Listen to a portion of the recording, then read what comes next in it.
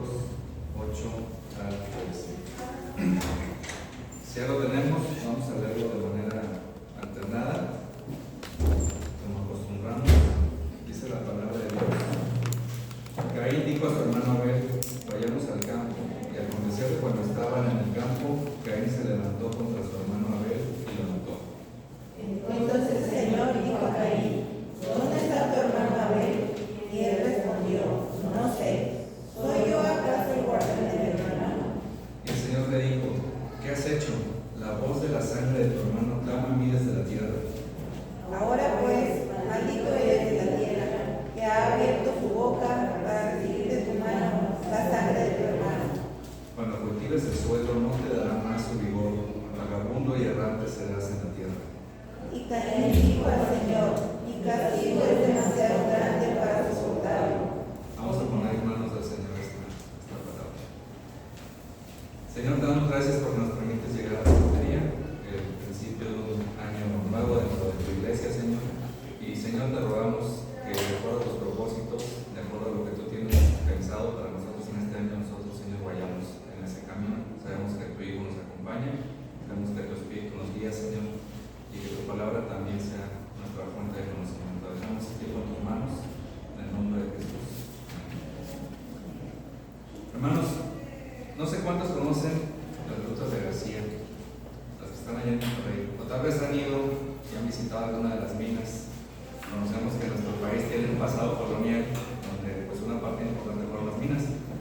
Bueno, esas grutas de García, aunque no fueron una mina, son unas grutas que se encontraron y que se adaptaron para el turismo. De cierta manera, pues nos dan la misma experiencia que visitar una mina. Son una serie de cavernas interconectadas que inician en el costado de una montaña y van descendiendo por cientos de metros. Obviamente pues ya se adaptó con escaleras, ya se adaptó con luces, pero sigue siendo un lugar muy traicionero, muy resbaloso. A mí me tocó ver varias personas aún cayéndose de las escaleras, porque la humedad que hay ahí en el interior hace que aún las escaleras estén muy resbalosas.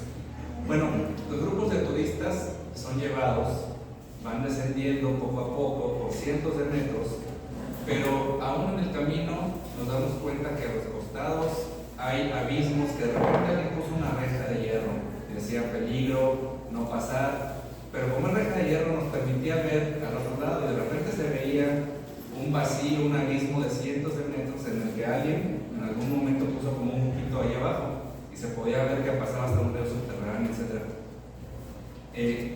Más adelante seguimos bajando hasta que el guía en algún momento apaga todas las luces.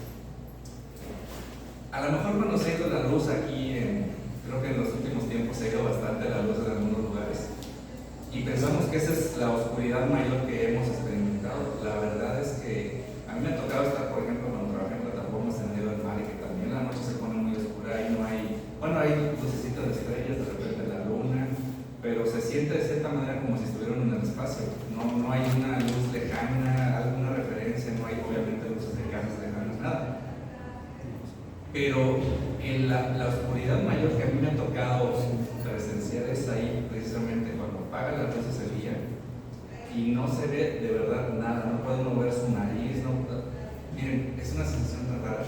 Se siente hasta como que la oscuridad entra en uno, o sea, como que lejos de uno querer buscar en la oscuridad algo, pareciera que la oscuridad entra en los ojos, está bien raro.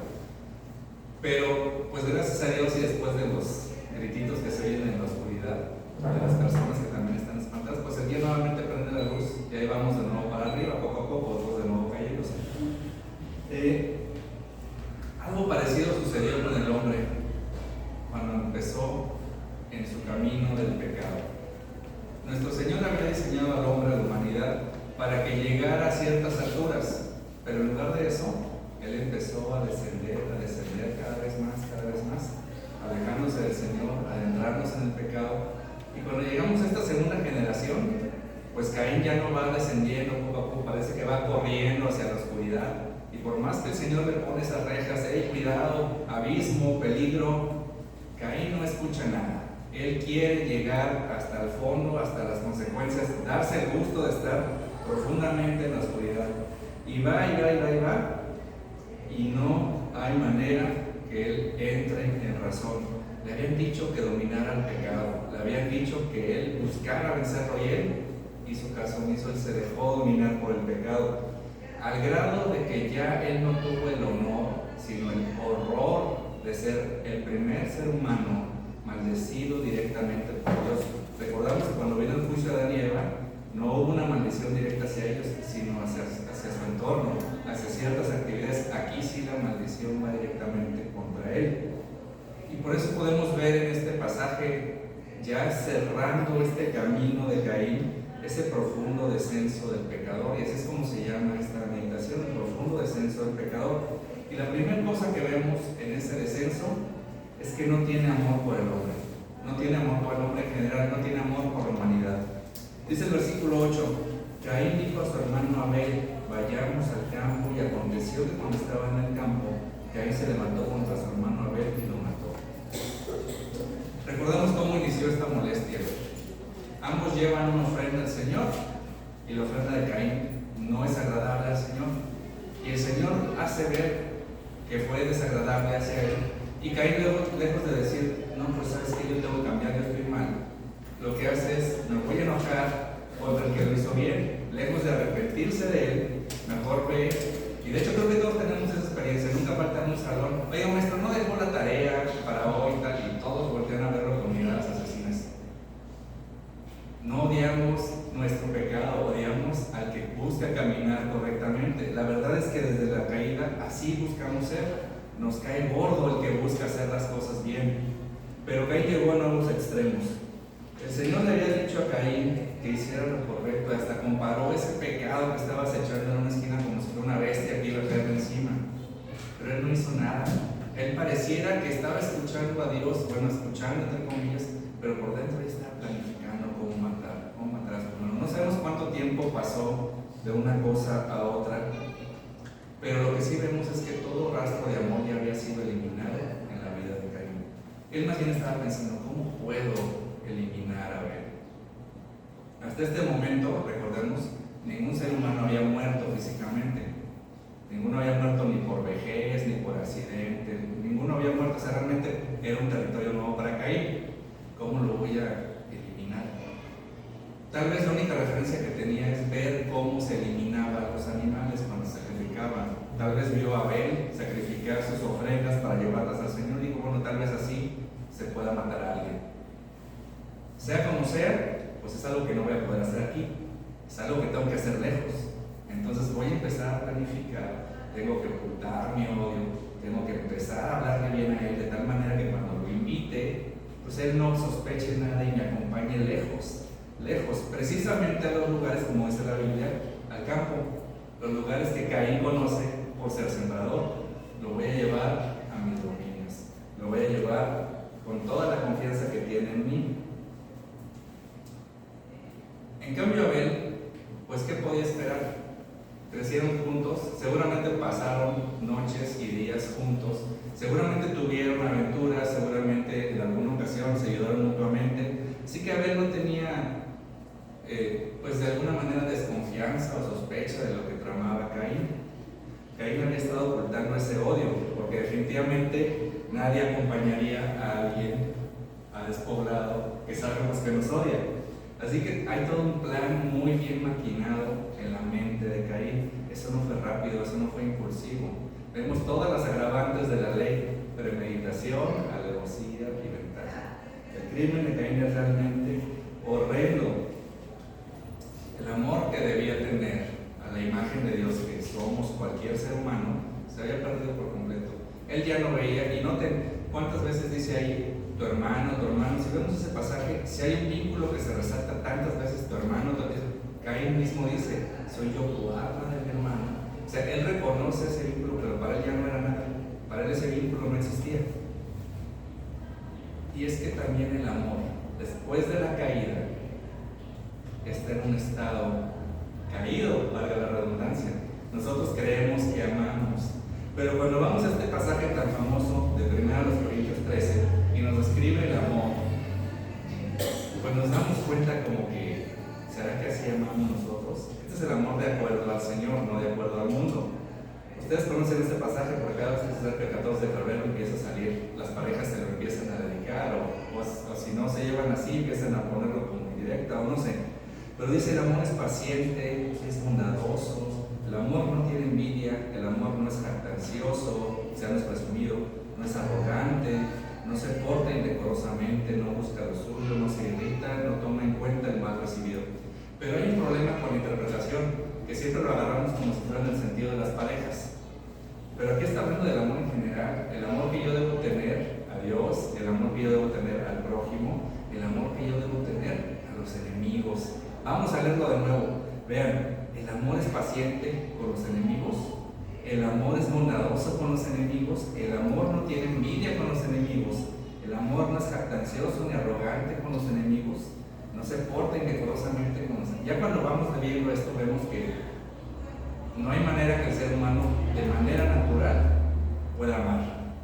De verdad esto que vemos aquí es imposible, porque no se trata de amar un día una vez, se trata de que ese sea nuestro estilo de vida, ese amor sea nuestro estilo de vida. Así que de manera natural el ser humano no puede tener ese amor, y Caín definitivamente no lo tenía.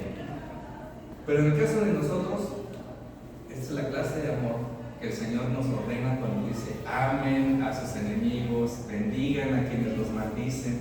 Esta es la clase de amor que está poniendo nuestro Señor como orden, y es la clase de amor que tuvo nuestro Señor Jesucristo por nosotros, porque nuestro Señor Jesucristo no murió por los que eran en ese momento sus amigos, murió por los que en ese momento lo habían abandonado, eran sus enemigos y tenían todo el deseo de matarlo. ¿Cómo podríamos amar nosotros sin la capacidad de sacrificio que nos mostró nuestro Señor Jesucristo en la cruz? Para amar de esta manera necesariamente tenemos que ponerle una cruz enfrente, una cruz para amar con paciencia, porque lo que yo quiero a lo mejor es ahorcar a la persona, pero si tengo esa cruz por delante, lo amo con paciencia, con bondad, sin envidia, sin irritarse. Obviamente esta es una vara tan alta que necesitamos también esa ayuda sobrenatural del Espíritu Santo. Si no, no podríamos. Y aún con el Espíritu Santo nuestra carne nos sigue empujando a no amar de esa manera. Ahora, ya después de ver este pasaje a lo mejor hasta nos queda la duda: oye, ¿será que yo soy de Dios? Porque yo así no puedo amar. Yo así he demostrado cantidad de veces que así no amo. Bueno, ¿qué nos dice Primera de Juan 3? Dice: nosotros sabemos que hemos pasado de muerte a vida porque amamos a los hermanos. El que no ama permanece en muerte. Fíjense, aquí está la parte interesante. Todo el que aborrece a su hermano es un asesino. No está diciendo todo el que mata a su hermano es un asesino, sino todo el que aborrece. Está poniendo de la misma perspectiva que ponía nuestro Señor Jesucristo cuando dice: si tú has odiado a alguien, de verdad odiado a alguien, lo has matado en tu corazón. Y aquí es lo que está diciendo también Juan en su carta: todo el que aborrece a su hermano es un asesino. No tiene que llegar a lo material, ya es un asesino en su corazón. Y termina, y ustedes saben que ningún asesino tiene vida eterna permanente en él.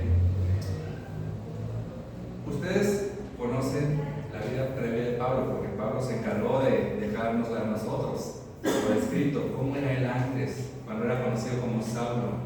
Él perseguía a los cristianos.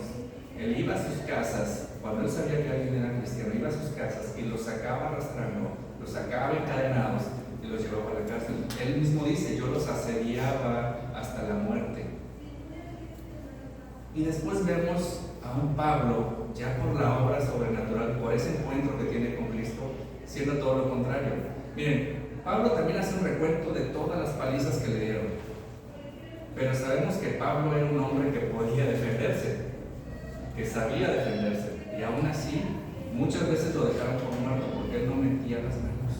Él se dejó golpear, él se dejó dar por muerto, todo por el nombre de Jesucristo. Él puso esa cruz en ese amor que el Señor estaba pidiendo, y llegó al punto en que ahora él era perseguido como cristiano por sus hermanos judíos, y ahora él decía lo que vemos aquí en Romanos 9:3: por mi pueblo, mis hermanos judíos, yo estaría dispuesto a vivir bajo maldición para siempre, separado de Cristo, si eso pudiera salvarlos.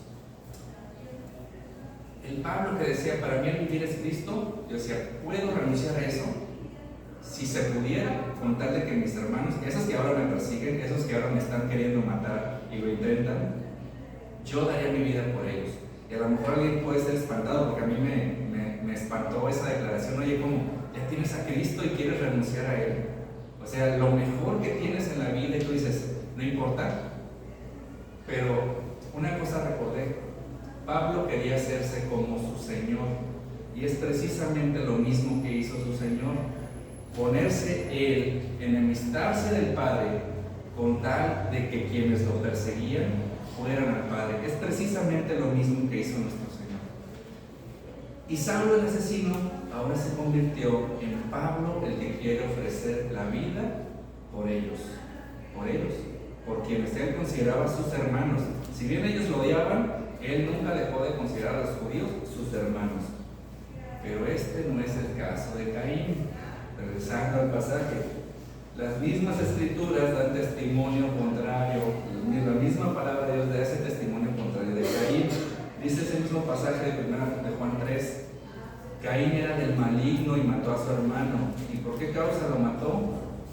Porque sus obras eran malas y las de su hermano justas. Por eso lo mató. No porque Abel le hizo daño, no porque Abel una vez lo despreció, no porque Abel se burló de él, el Señor sí me aceptó mis ofrendas y a ti no. Simplemente porque sus obras eran justas, Caín lo odió. Hermanos, así como les comentaba en las minas, que había rejas y letreros para advertirnos, y que también alguien haya puesto alguna luz por allá abajo para que viéramos las profundidades. Esto es lo que está haciendo aquí Moisés. Moisés nos quiere mostrar las profundidades del pecado de tal manera que nosotros seamos advertidos, aun cuando estamos empezando ese caminito adentro de la mina. Varias veces nuestro Señor se acercó amorosamente a Caín para exhortarlo, para redarguirlo, para decirle no vayas por ese camino, vas a ser dominado, tú tienes el poder de dominar, y remarca a tu hermano, tu hermano, tu hermano. Pero miren, muchas veces cuando vemos la Biblia nos vamos tanto al sentido literal que nos autojustificamos. ¿A qué me refiero? Yo puedo decir, a lo mejor soy hijo único, y digo, bueno, yo tengo el problema porque no tengo hermanos. O a lo mejor, pues mi problema no es con mi hermano de sangre, a lo mejor es mi hermano de cualquier otro tipo, mi hermano dentro de la iglesia. Y buscamos sacarnos del mandamiento del Señor con este tipo de justificaciones, pero no debemos de limitarlo ni al asesinato, que es el que cometió Caín, ni a la hermandad de sangre. Podemos abarcar hacia cualquier prójimo, nuestro hermano, como imagen del Señor. Tal vez pensamos, bueno, el pecado que me tiene a mí es un pecado que no afecta a nadie más, porque a veces también así pensamos. Pero si nos afecta a nosotros, ya es algo que debe ser quitado. Estamos nosotros no respetando la imagen de Dios en nosotros. Ahora, quisiera que recordemos cómo inició este pecado del asesinato de Caín. ¿Cómo inició? Empezó con la indiferencia, con el desinterés de las cosas de Dios. Él empezó a llevar religiosamente ofrendas al Señor, que el Señor claramente se dio cuenta que tenían un elemento, más bien que no tenían un elemento, que era el amor. Empezó con esa indiferencia y después, cuando escuchaba las palabras del Señor, ya no las escuchaba. Ya aunque veamos en la Biblia, no esto, haz esto, busca el otro, ya no escuchaba.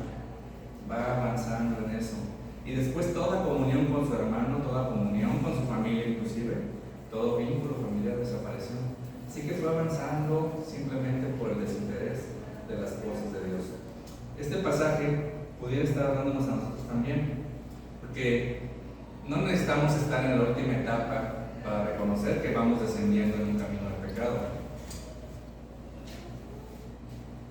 Por ejemplo, cuando se hace un rol de oración y nos dicen, te toca orar por acá, te toca orar por allá, llega a pasar que pase toda la semana y nunca contactamos a la persona. Hay un desinterés por mi hermano, por las cosas de Dios. También mi servicio dentro de la iglesia, que bendice a la iglesia, cuando no existe, también marca un desinterés hacia nuestros hermanos para las cosas de Dios.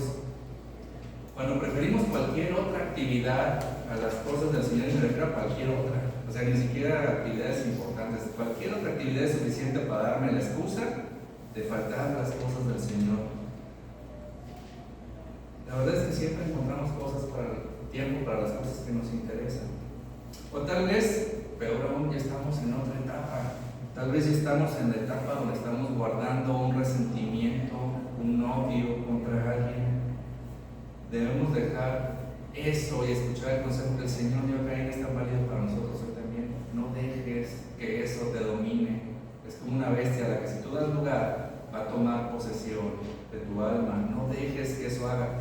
Tú puedes controlarlo, tú tienes la ayuda. El Señor no le pediría que lo hiciera si no estuviera ahí ayudándole, pero no lo va a hacer por Él, tiene que Él hacerlo. Cuando no escuchamos la voz de Dios y nos escuchamos a nosotros mismos, debemos reconocer que somos pésimos consejeros. Nosotros mismos somos pésimos consejeros. Siempre nos vamos a aconsejar lo que nos conviene, lo que nos gusta, lo que nos da placer. Nunca nos va a aconsejar la santidad.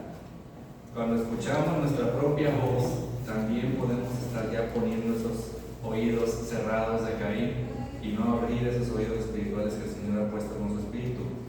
Tal vez ya estamos en esa parte donde ya estamos planificando algo indebido. Tal vez ya estamos viendo los elementos que necesitamos para ese pecado. Tal vez estamos pensando hacer algo en el trabajo, algo contra mi esposo, contra mi esposa. Tal vez ya estamos pensando en robar algo, no sé, ya estamos en ese camino de planificación. Y muchas veces nosotros nos escudamos, como aquí, pues es que yo no he llegado a los extremos de Caín. Bueno, muchas veces no llegamos porque el Señor nos estorba. Muchas veces no llegamos porque el Señor nos detiene mentalmente o físicamente de alguna manera, con un accidente, con un contratiempo, yo qué sé.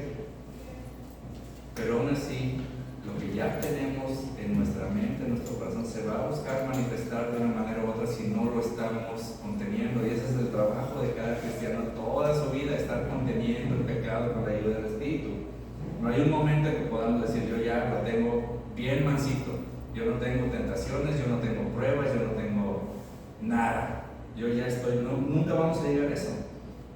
Siempre tenemos que buscar la ayuda del Señor. Así es como lo podemos hacer, y solamente así. Busquen por favor en sus Biblias, eso no viene aquí, creo que no lo puse acá. Y creo que no está en su hojita porque no cabía. 1 Corintios 10:13. 1 Corintios 10:13.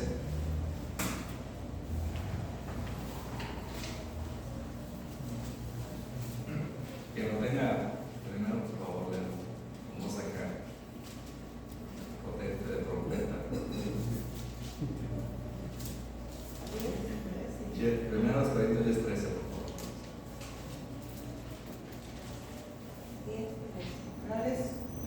No les ha sobrevenido ninguna tentación que no sea común a los hombres.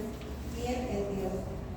Que no permitirá que ustedes sean tentados más allá de lo que pueden soportar, sino que con la tentación proveerá también la vía de escape a fin de que puedan resistirla. Muy bien. Fiel es Dios que no va a permitir eso sin darnos una vía de escape. Y de verdad, hermanos, si conocemos este pasaje y estamos en el camino del pecado, siempre podemos reconocer esa vía de escape, siempre, pero casi nunca la tomamos. Esa es la verdad. Hay que estar constantemente analizando nuestro corazón para ver el estado de nuestro amor por nuestros hermanos, sean de la fe, sean de la sangre, sean de la humanidad, de la imagen de Dios, porque nuestra tendencia pues, es amarnos a nosotros mismos desde la caída, buscar nuestra comodidad, buscar nuestros anhelos. Esa es nuestra tendencia. Hay que pedir ayuda al Señor en eso. Y fíjense, otra cosa que hace el pecado, nos ciega hacia nuestro pecado. Es posible que creamos que estamos bien con el Señor porque no tenemos un pecado así que estamos arrastrando. Por eso el salmista dice en el Salmo 139: escudriñame, oh Dios, conoce mi corazón, pruébame y conoce mis inquietudes, y ve si hay en mí camino malo, y guíame en el camino eterno. Es posible que nuestro pecado nos ciegue y no nos demos cuenta que tenemos algo A menos que, miren, ni Pablo decía, no lo he alcanzado, pero una cosa hago, prosigo a la meta. Quien diga, no, yo no tengo nada que mejorar. De hecho, esta debería ser nuestra oración diaria, Señor. Escudriñame, porque a lo mejor estoy ciego, a lo mejor ya estoy en esa oscuridad y no me doy cuenta. Escudriñame y muéstrame y dame convencimiento de ese camino en el que estoy transitando. Ve si hay en mi camino malo y guíame en el camino eterno. Porque fíjense, ¿qué concepto podría tener Caín de sí mismo? Yo voy a las asambleas del Señor, yo voy y le presento ofrendas. Usted es un creyente bueno, promedio, podríamos decirlo. Sin embargo, eventualmente él evidenció lo que no tenía, ese amor. No había en su corazón amor, pero no solo no había eso, tampoco había temor del Señor. Ese es el punto 2. No tenía amor y no tenía temor de Dios. Dicen los versículos 9 y 10. Entonces el Señor dijo a Caín, ¿dónde está tu hermano Abel? Y él respondió, no sé, soy yo acá, soy guardián de mi hermano. Y el Señor le dijo, ¿qué has hecho? La voz de la sangre de tu hermano clama a mí desde la tierra.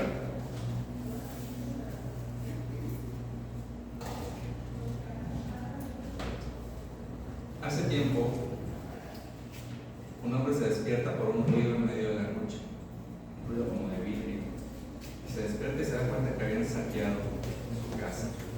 Así que llama a la policía y la policía hace un perímetro y se da cuenta que precisamente hay una ventana rota donde hay una mancha de sangre. Así que en la oscuridad la policía va siguiendo con su lamparita y va esa huella, ese chorrito de sangre guiándolos por las cuadras, por las calles, sube una escalera hasta que llega a un departamento. Abren la puerta del departamento y ¿qué encuentran? El ladrón con su botín, desangrándose todo pálido. Hermanos, la sangre del crimen lo delató y lo mismo pasó con Caín. La sangre de su crimen lo delató. Ambos creyeron que nadie los había visto, ambos creyeron que estaban en la soledad o en la oscuridad y nadie los había visto. Sin embargo, la sangre los delató. Y uno pensaría, bueno ya, en este momento Caín va derechito al infierno. Pero noten, ¿será que Dios encuentra placer en estar viendo, ya pecó al infierno, ya pecó al infierno, ya pecó? ¿Será que Dios es así? Que está nada más viendo en qué momento alguien peca para enviarlo al infierno. Porque aún en este momento no pasa eso. Aún en este momento uno pensaría, se iba a caer muerto ahorita Caín. Y no que muerto. Le permite seguir con su mascarada, haciéndose el loquito, que no pasó nada. No cae fuego del cielo, no llega ninguna bestia salvaje, como a algunos les pasó en la Biblia de volarlos. No baja Dios inflamado en fuego para decir, ahora sí. Llegó, miren, hasta Isaías cuando se le presentó el Señor tuvo miedo. Caín no tenía temor alguno del Señor, se le presenta el Señor, se le presenta con una pregunta. El Señor ya sabía todo. El Señor ya sabía todo, decía, no sé si fue el jueves o el lunes, que cuando una mujer te pregunta, y cuando una mujer te pregunta ya sabe todo el rollo. Entonces que mejor no mientas. Bueno, algo así comparaban, no sé si yo siempre es cierto. El punto es el que sí sabe todo y los detalles es el Señor, al que no lo vas a engañar. Y el Señor llega todavía, acuérdense, había matado a su hermano. El Señor llega todavía buscando que reconozca, que reflexione, utilizando esa palabra tu hermano, así a ver si algo le suena, la gravedad de su crimen. ¿Dónde está tu hermano? Y la respuesta que tiene, híjole, a mí no deja de sorprenderme las respuestas que luego le damos al Señor. De verdad, a veces yo mismo he dado esas respuestas. Cuando el Señor nos confronta de alguna manera a través de una persona, a través de su palabra, oye, ¿por qué esto? Y yo sé que estuve mal. Siempre salen esas excusas infantiles, a veces ridículas, como las que vemos aquí en Éxodo 32. Recordemos, el pueblo de Israel había sido rescatado de Egipto, había sido alimentado por un año, llegan a les dicen, vamos a hacer todo lo que dice la ley. Y lo juran y lo perjuran. Y de repente sube de nuevo Moisés y pasan varios días. Y el pueblo lo que hace es hacer un becerro de oro y empezar a adorarlo. Y cuando Moisés baja horrorizado a ver eso, viene esta respuesta que da su hermano Aarón, el que había sido constituido sacerdote de Israel. Dice Moisés, Aarón lo tiene en Éxodo 32. ¿Qué te ha hecho este pueblo para que hayas traído sobre él tan gran pecado? Y contestaron, no se encienda la ira de mi Señor. Tú conoces al pueblo como es. De hecho, si algo vemos en Éxodo es la terquedad del pueblo de Israel. Y sí es cierto, pero aquí el asunto era con Aarón. Tú conoces al pueblo que es propenso al mal, ya echando la culpa desde ahí al pueblo. Porque me dijeron, haznos un Dios que vaya delante de nosotros, pues no sabemos qué le haya acontecido a este Moisés, el hombre que nos sacó de la tierra de Egipto. Y yo les contesté, el que tenga oro que se lo quite. Me lo dieron, lo eché al fuego y salió este becerro. ¿A poco es pecado echar oro al fuego? No, ¿verdad? Entonces, casi que le faltó decir eso a Aarón. ¿Cómo salió ese? O sea, esa es una clase de excusas que le damos luego al Señor. A veces es cierto, podemos engañar al hombre. A veces podemos tener excusas tan elaboradas que pues sí pueden llegar a engañar. Pero algo que nos dice la Biblia es que el Señor sí conoce todo. Y en el caso de Caín, pues él cínicamente llegó al cinismo de echarle la culpa al Señor. No sé, ¿soy yo acaso guardián de mi hermano? O sea, esta es yo creo que de las frases más infames de la Biblia, de las frases que demuestran más el corazón endurecido de una persona. Caín ya carecía de cualquier tipo de amor por el hombre, de cualquier temor por el Señor. Y con esa respuesta demuestra el grado de dureza que ya había en su corazón. Todo lo que hizo Caín iba demostrando esa pérdida gradual del temor al Señor, desde sus ofrendas, desde no escuchar al Señor cuando fue reprendido, hasta el asesinato, hasta ahora cuando el Señor le pide cuentas al Señor. Este es el problema, ¿no? Prácticamente no escuchaba esa. Vimos en los grupos de amistad, recapitulando, que solamente la Biblia menciona que un guardián efectivo solamente es el Señor. Nosotros no podemos ser guardianes ni de nosotros mismos, dice Mateo 6:27. ¿Quién de ustedes, por ansioso que esté, puede añadir una hora al curso de su vida? O sea, yo no puedo decir, yo voy a vivir hasta mañana y me voy a esforzar para hacerlo. Yo no puedo decir eso. Nadie de nosotros lo puede decir. Nadie de nosotros puede decir en la noche, ni siquiera eso. De hecho, como dice Santiago, si el Señor quiere, viviremos y haremos esto, haremos otro. Pero si el Señor quiere, no si yo quiero. Así que en el sentido estrecho de ser guardas, de ser guardianes, nosotros no podemos serlo. Pero hay un sentido amplio, hay un sentido en el que sí podemos ser guardas o guardias de nuestro hermano. Porque el Señor nos lo pide, el Señor ha diseñado esta iglesia precisamente, y cualquier iglesia precisamente para que entre nosotros seamos guardas de nuestros hermanos. Y Pablo lo entendió. Vemos en Hechos 20, cuando Pablo ya le había dicho que si se iba a Jerusalén iba a ser aprendido, iba a ser muerto, y él dijo, yo como quiera voy a ir. Entonces se quiso despedir de los ancianos de Éfeso y vemos este diálogo en Hechos 20. Dice Pablo a los ancianos de Éfeso, por tanto les doy testimonio en este día que soy inocente de la sangre de todos. ¿Por qué? Porque no los maté. Por eso soy inocente de la sangre de todos. No. Ahí lo dice después. Pues no rehuí declararles todo el propósito de Dios o todo el consejo de Dios, dicen en nuestras traducciones, porque no los dejé que persistieran muertos, porque el Evangelio les dio vida. Nosotros cada vez que vemos a alguien que no conoce al Señor, debemos recordar que esas personas para el Señor están muertas en sus delitos y pecados, y eventualmente van a dar cuenta de todos y cada uno de sus pecados. Y si los dejamos pasar ahí teniendo la oportunidad de darles el Evangelio, estamos siendo cómplices de esa muerte. Y por eso Pablo dice, a mí no me echen la culpa, yo soy inocente de la sangre de todos, porque yo no rehuí declararles todo el propósito de Dios. Y más adelante dice, en tiempo y fuera de tiempo. ¿Sabes qué? Yo no busqué el momento más oportuno, yo hasta interrumpí si era necesario, para darles todo el consejo de Dios, para darles el Evangelio.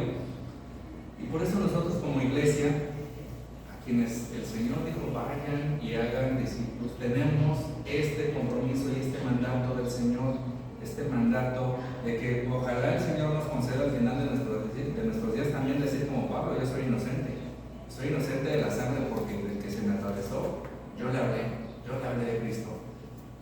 A lo mejor no me hizo caso, a lo mejor fue como Caín que escuchó y le valió gorro, puede ser, pero yo soy inocente porque yo le hablé. Y para los creyentes, ¿será necesario seguir hablando de Cristo? Para santificación de los que son creyentes también, para salvación de los incrédulos, para santificación de los creyentes. Y otra cosa que estaba con Caín, en la mente de Caín, él creyó que se había salido con la suya. Él estaba tan orgulloso de la manera que había planificado y ejecutado su crimen, que todavía decía, aunque le mienta en la cara al Señor, no sé. Él creía que estaba tan seguro detrás de su plan que hasta podía culpar al Señor. Ese es tu trabajo. Él pensaba que nadie lo había visto, que el cadáver de su hermano estaba tan lejano que nadie. Recordemos, hermanos, también, la Biblia no nos lo dice, pero ¿será que Adán y Eva tampoco habían notado la ausencia? ¿Será que no le habían preguntado antes? ¿Será que no les había mentido también a ellos? Nosotros también a veces tenemos esa arrogancia de criminal. Nadie lo sabe. Voy a seguir con mi mascarada.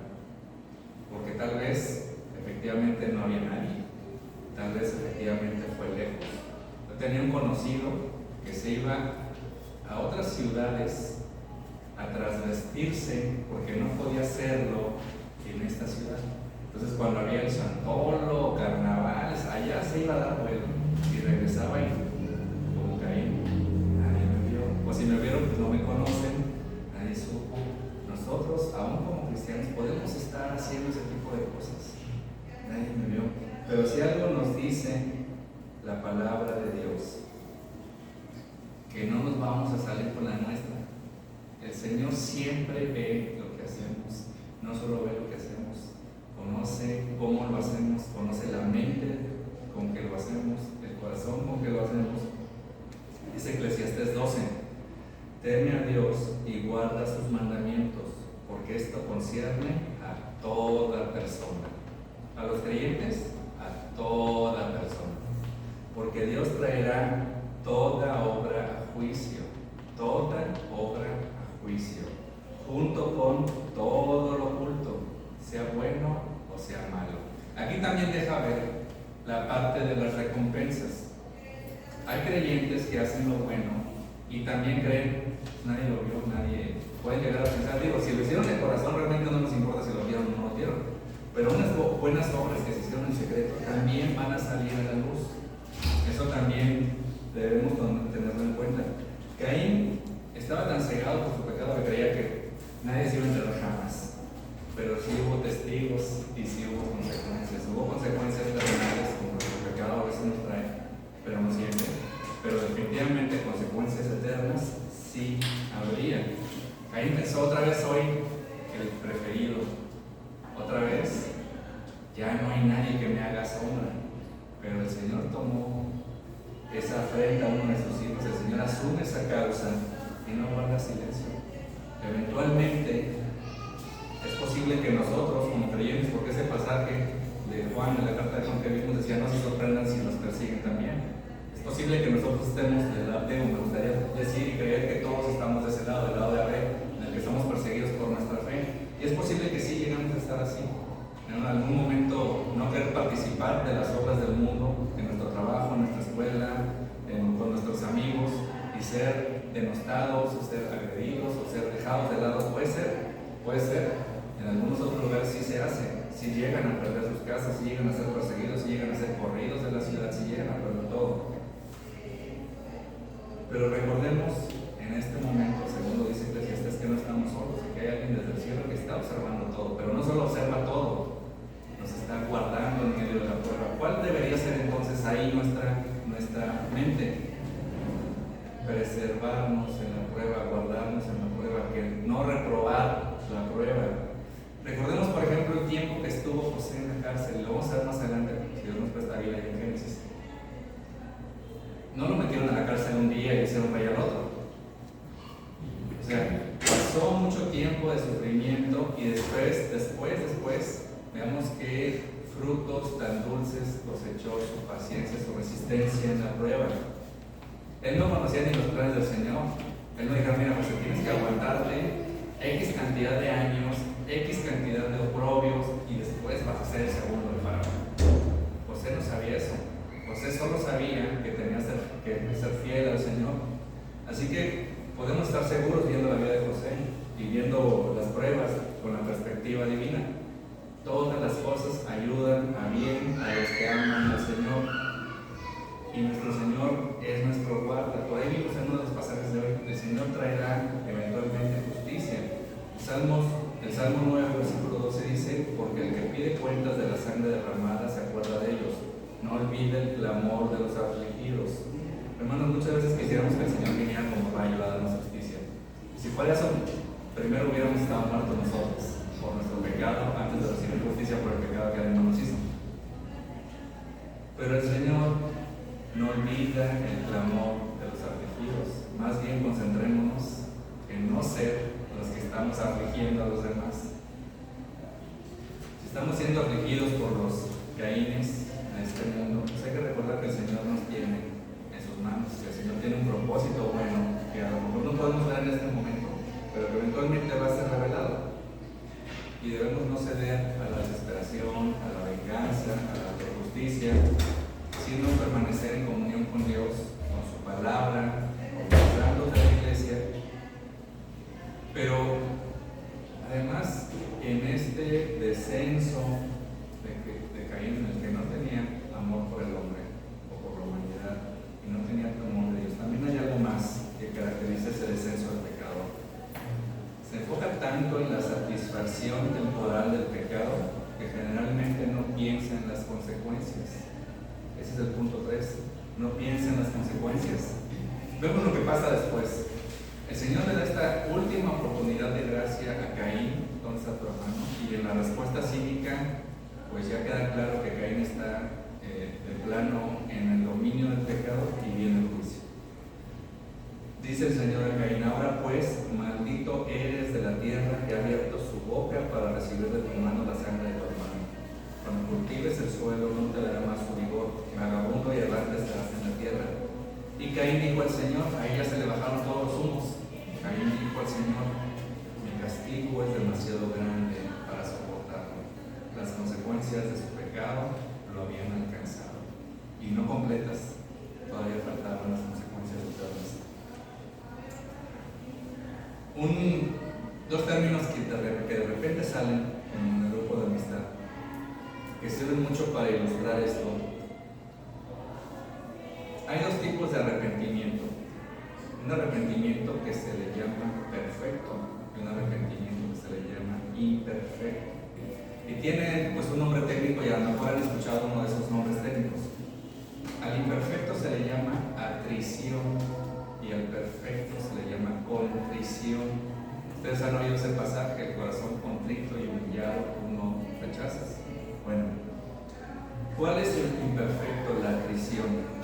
La atrición es cuando nos llegan las consecuencias, nos arrepentimos, pero no de haber pecado, simplemente por sufrir las consecuencias. Si no hubiera tenido consecuencias, yo hubiera estado campante como si nada. Y después tenemos la contrición, es el arrepentimiento perfecto, real, de la persona que sabe que ha ofendido a Dios y eso le entristece en su corazón. Puede que no tenga consecuencias en este tiempo, puede que se salga con la suya, pero su arrepentimiento no está motivado por el sufrimiento que tenga, físico, las consecuencias legales o de cualquier tipo. Está basado en el dolor que sabe que ha causado al Señor con su pecado. Esa es la contrición. Ahora, ¿cuál dirían que es el de Caín? ¿La contrición o la atrición? Atrición. Hasta que le dicen, porque hablaba, todo era risas hace un momento. Hace un momento es tu culpa, Señor, y jajaja, hasta que el Señor entra en su faceta de juez y condena y muestra su poder. Y sabe Caín que no tiene de otra más que soportar las consecuencias y llorar. El castigo es demasiado grande para soportarlo. Les tengo otra pregunta. ¿Ustedes creen que hay arrepentimiento en el infierno?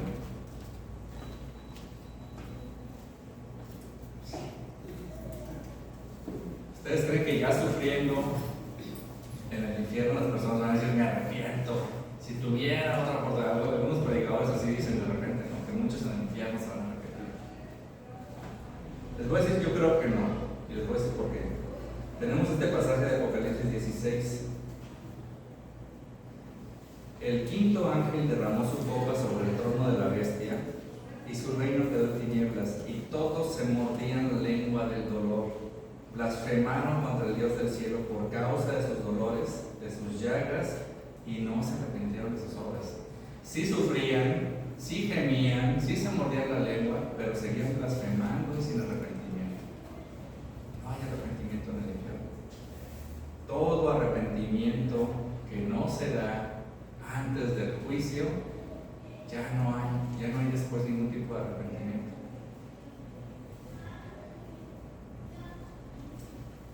Ahora, también pasa que el mundo tiende una trampa, bueno, de las muchas que tiende el mundo.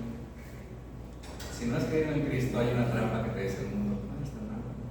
Y de hecho muchas veces hemos escuchado y hemos puesto ese ejemplo, pues al cabo que me mandaban aquí. Yo no he robado, yo no he adulterado, a lo mejor decimos eso, ¿no? No soy tan malo, es decir, ¿no? Yo no estoy como Caín en este pasaje, a mí, pues, yo no he matado a mi hermano, esto no es para mí. Miren, hasta ayudo a los demás. Puede ser que algunos digan, yo no necesito a Dios, yo hasta soy buena persona. Pero recordemos que la Biblia dice que Dios, después del juicio, envía a la gente al infierno, no porque le falten buenas obras, sino por el pecado que ha cometido. Entonces ahora la pregunta que nos podemos hacer, bueno, ¿qué tanto pecado? A lo mejor sí he pecado, pero poquito, como decía aquel candidato de Sinaloa, sí lo voy, pero poquito. Bueno, a lo mejor no he pecado tanto, ¿no? A lo mejor todavía estoy en el rango de los que van haciendo. Bueno, ¿qué tanto pecado? Dice Gálatas 3:10, escrito está, maldito todo el que no permanece en todas las cosas escritas en el libro de la ley para hacerlas. Todo el que no ha hecho todas las cosas escritas en el libro de la ley o que ha permanecido en el hacer lo que se tiene que hacer y no hacer lo que no se tiene que hacer, todo ese está maldito. Todo ese se puede dar de piquetes y codazos en el ombligo con Caín. Somos cuates, estamos iguales.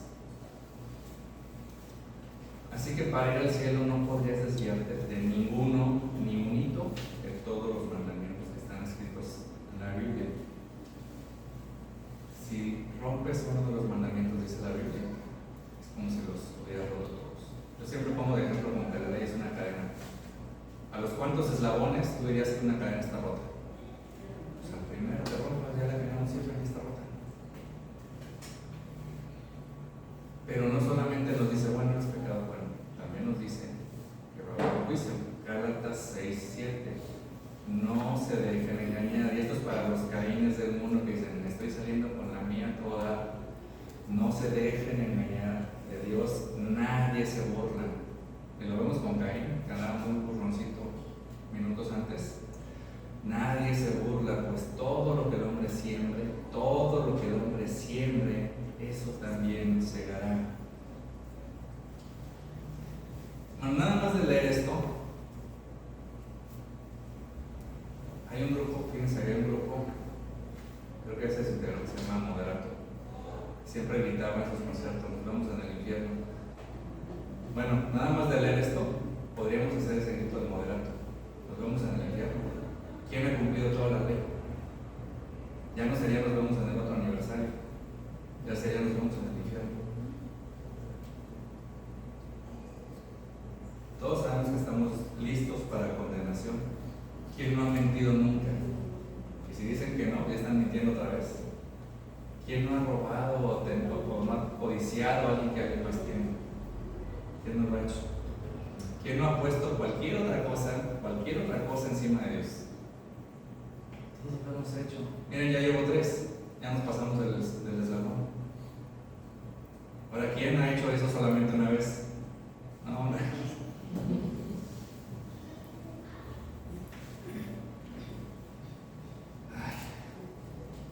Ahora, también queremos aquí, ¿cuántas veces no se acercó el Señor a buscar a Caín para ayudarle, para salvarlo, para mostrarle esa salida?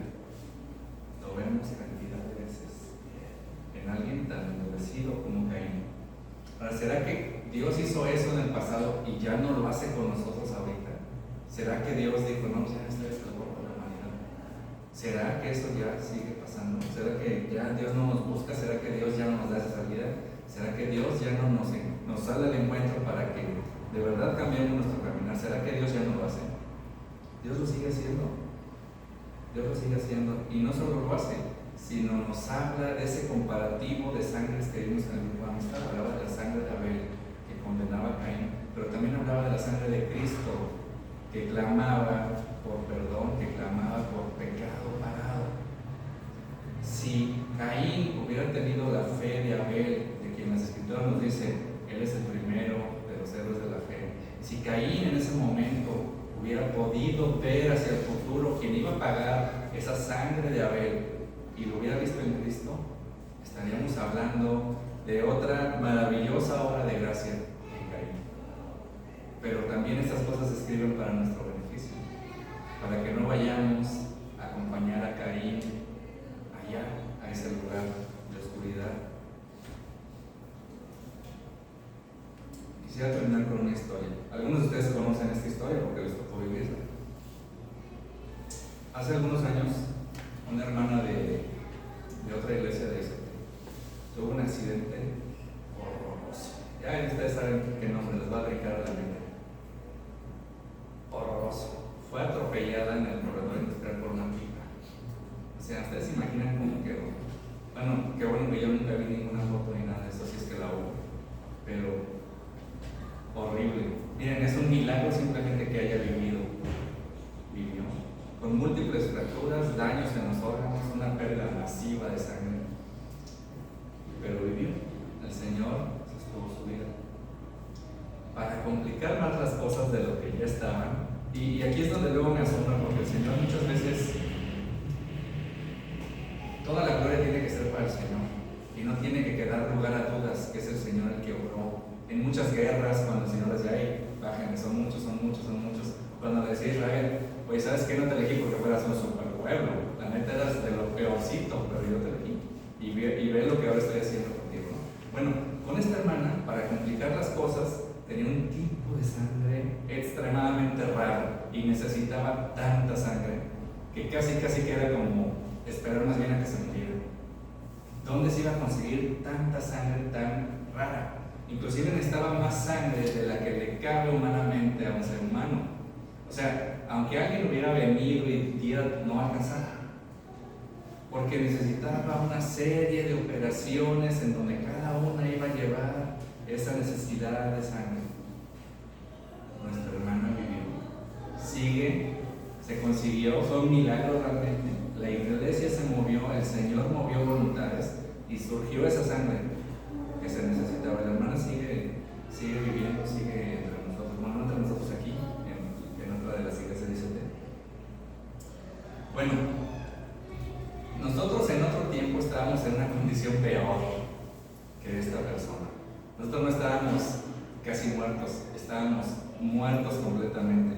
Y para complicarla, el tipo de sangre que necesitábamos no existía en este mundo, no existía.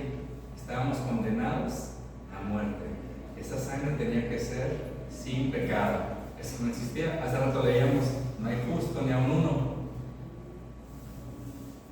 Necesitamos una sangre que en la tierra no existía después de la caída.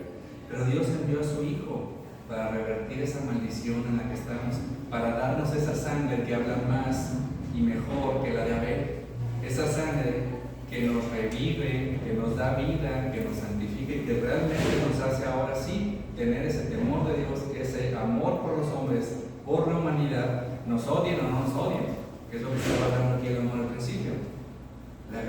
Por la gracia de Dios esa sangre llegó y fue de manera sobreabundante y sigue efectiva para hoy porque nosotros seguimos pecando y esa sangre sigue cubriendo nuestros pecados. Por eso hay que tener cuidado de lo que decía Pablo. Entonces sigamos pecando para que sobreabunde la gracia. No, dice, quien realmente ha pasado a nueva vida no puede estar pensando ahora tengo un cheque en blanco para pecar. Eso no es de alguien que ha sido regenerado. Eso no es de alguien que ahora odia el pecado, odia su pecado, se entristece por su pecado. Eso no es de alguien que tiene contrición en su corazón. Este pasaje, y de hecho alguien decía el lunes cuando hablábamos de Caín, cantaba la de Juan Gabriel, ¿te pareces tanto a mí? Uno quisiera decir, no es que a mí me representa a él. La verdad es que cuántas veces no damos evidencia de tener un parentesco más cercano con Caín.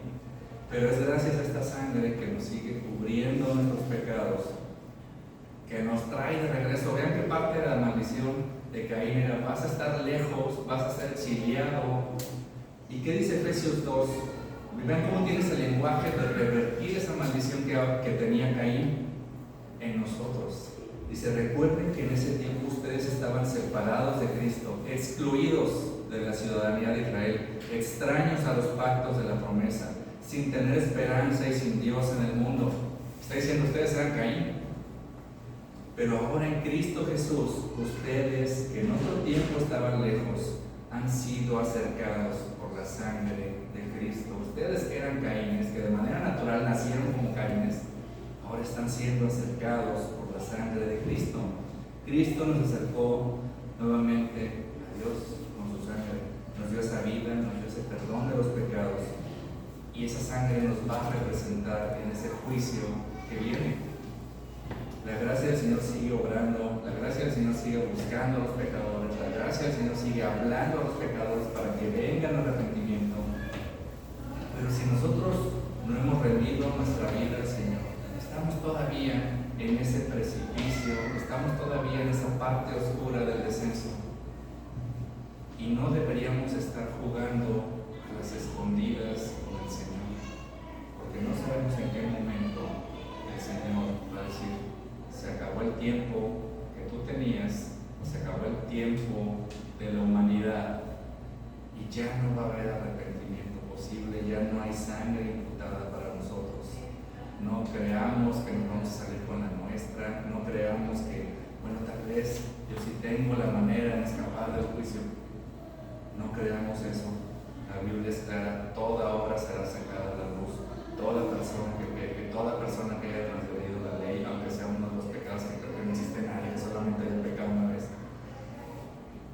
El juicio viene y el Señor nos busca y nos busca y nos busca, pero recordemos, si nuestro corazón se endurece, si somos cínicos para decirle, yo no puedo creer en un Dios que tiene así el mundo, más bien es tu chamba que no estás haciendo nada, por eso yo no creo en ti.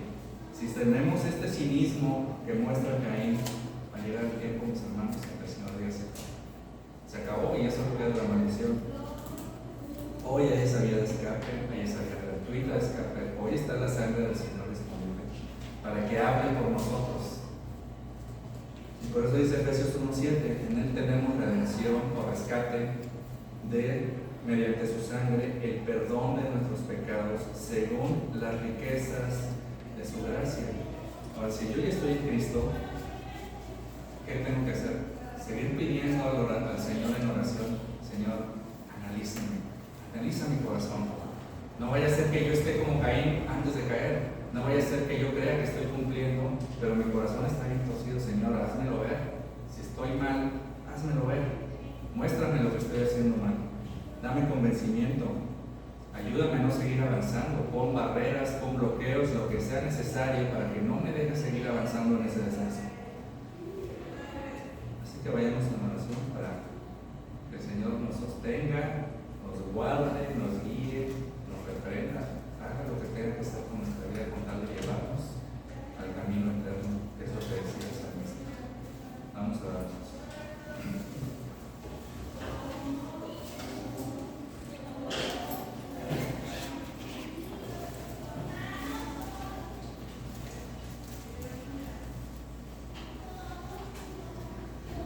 Padre eterno, conocedor de todo, en este día, Señor, por tu gracia, algunos reconocemos que habíamos estado corriendo lejos de ti, ocultándonos, creyendo que nos salíamos con la nuestra, Señor, y sin embargo tú en algún momento tocaste nuestro corazón, en algún momento nos diste convencimiento del pecado, en algún momento nos dejaste claro cuál sería nuestro destino sin ti, Señor. En algún momento nos dimos cuenta que nuestras obras, nuestras fuerzas no podrían, Señor, salvarnos. Nosotros no somos guardas de nosotros mismos, solamente tú, Señor, puedes guardarnos. Solamente tu Hijo es el instrumento con el cual lo haces, Señor. Solamente el Espíritu, Señor, es el que nos da convencimiento de nuestra salvación. Te rogamos, Señor, que, Señor, en los pecados cotidianos que seguramente seguimos cometiendo, tú conoces cuáles, Señor. Pues tu Espíritu nunca deje de decirnos que ha sido pagado, que tu Espíritu nunca deje de darnos esa contrición en el corazón. Señor, guarda nuestra vida, guarda nuestras almas, Señor, hasta ese tiempo en que, como estuvimos la semana pasada, estemos todos juntos nuevamente, no solamente tu iglesia ICT, sino tu iglesia de todos los tiempos, alabando, adorándote, Señor, dándote la gloria por esa gracia inmerecida que nos buscó y nos buscó y nos buscó, Señor, hasta que tú hiciste esa obra en nuestro corazón. Te damos gracias, Señor, por tu palabra que también nos advierte, nos enseña esas profundidades del corazón para que no confiemos en nosotros. Te rogamos, Señor, también que tú nos permitas ese crecimiento espiritual como iglesia en el individual, Señor, y que podamos, Señor, ser de testimonio aún para los que no han venido a ti, Señor, para los que no han sido salvos. Danos ese pesar en el corazón que tenía Pablo hacia sus hermanos, en el que no estemos tranquilos, Señor, si no les hemos predicado el Evangelio a todos, Señor. Ayúdanos a ser, Señor, una iglesia que impacte a este mundo, a este tiempo, Señor, y que pueda llevar, Señor, ese Evangelio, esa buena noticia, Señor, a los corazones, Señor. Y te rogamos